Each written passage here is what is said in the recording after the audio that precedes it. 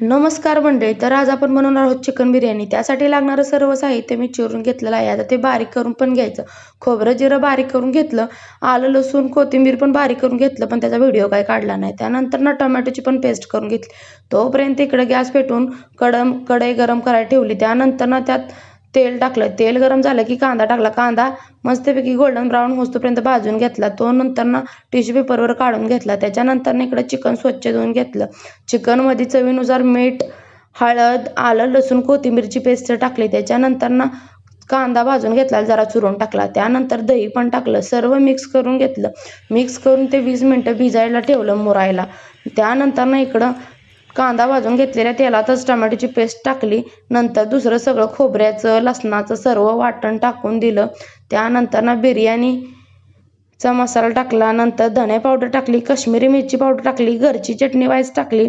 त्याच्यानंतर त्यात मिक्स करून नंतर ना चिकन टाकलं, हलवलं जरा. नंतर ना त्याच्यावर झाकण ठेवून शिजायला ठेवलं. तोपर्यंत इकडं तांदूळ निवडून घेतला. तांदूळ निवडून झाला की स्वच्छ धुवून घेतला. 2-3दा तरी धुवून घ्यायचाच तांदूळ. नंतर ना तो 20 मिनटं भिजत ठेवायचा. त्यामुळं भात कसा मोकळा मोकळा होतो बघा. तांदूळ भिजत ठेवला.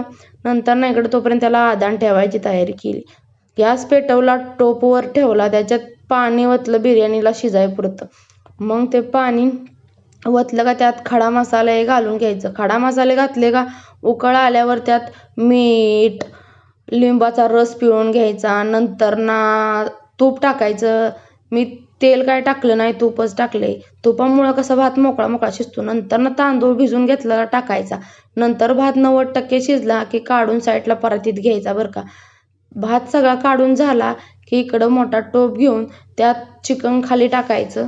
चिकन टाकलं की त्याच्यावर भाताचा एक लेअर लावायचा. भाताचा लेअर लावला की नंतर त्याच्यावर भाजून घेतलेला कांदा टाकायचा. भाजून घेतलेला कांदा टाकून झाला का पुदिना कोथिंबीर चिरून घेतलेली टाकायची. नंतर ना कलर टाकायचं. त्याच्यावर डबल चिकनचा थर लावायचा. चिकन टाकलं का त्याच्यावर डबल भाताचा लेअर लावायचा. असं सगळं लेअर लावून घ्यायचं बरं का. आणि जर तुम्हाला भातातलं खडं मसाला आवडत नसतील तर तुम्ही आता लेअर लावायच्या टायमिंगला काढून घेऊ शकता खडं मसाला साईडला. नंतर ना सर्व लेअर लावून झालं का इकडं गॅस पेटवून तवा गॅसवर ठेवायचा. त्याच्यावर लेअर लावलेला आपला टोप ठेवायचा. टोपामध्ये एक छोटीशी वाटी ठेवायची. इकडं कोळसा लाल झाला की नंतर त्याच्यावर जरा तूप टाकायचं वाटीत ठेवून. ती धूर यायला लागला की लगेच झाकण ठेवून टाकायचं. नंतर जड वस्तू काही तर ठेवायची, मस्तपैकी दम बसतो बिर्याणीला. नंतर ना मोकळा ढाकळा असा बिर्याणी रेडी होती आपली मस्तपैकी. मग नंतर ना ताटात वाढून घ्यायची आणि मस्तपैकी ताव मारायचा. मग या बिर्याणी खायला सगळ्यांनी. चालतंय मग, बाय बाय.